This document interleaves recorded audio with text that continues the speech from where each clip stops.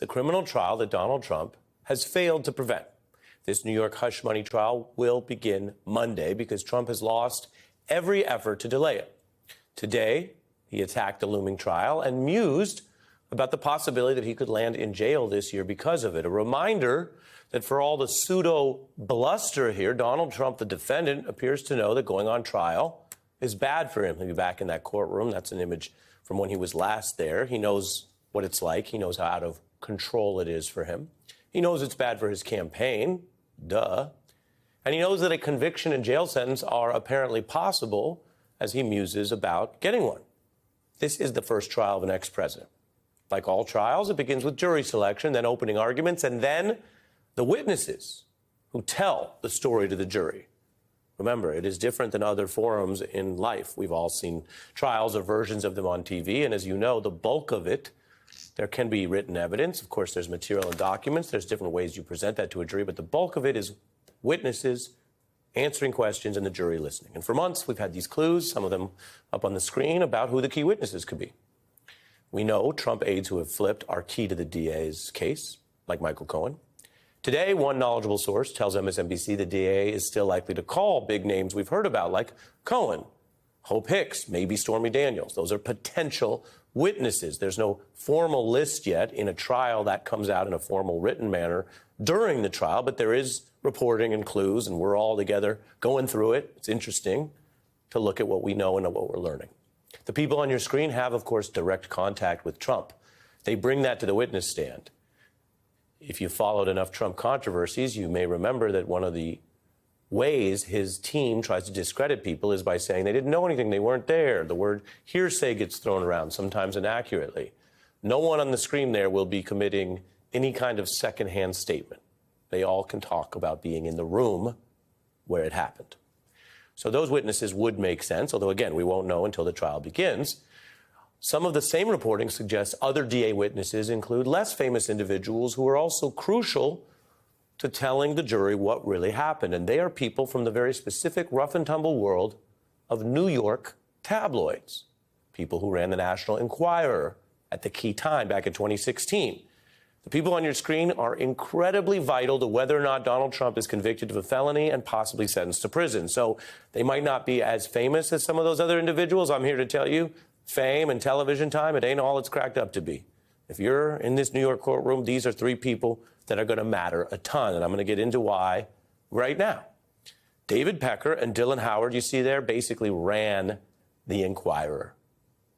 They are central to the case that there was a known, formal, and financed criminal plot to catch and kill these stories.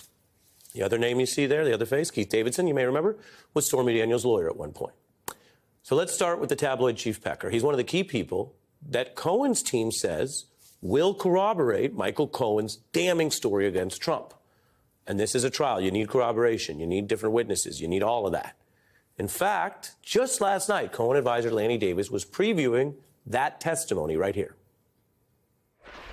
What other witness or witnesses do you think will most clearly corroborate his testimony? Well, I'm going to answer your question according to public reports because I was in the room with Michael for almost 2 years while the prosecutors were preparing this case.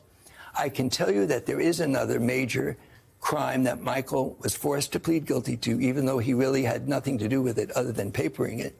And that involved the National Enquirer and somebody named David Pecker. David Pecker testified in front of the grand jury that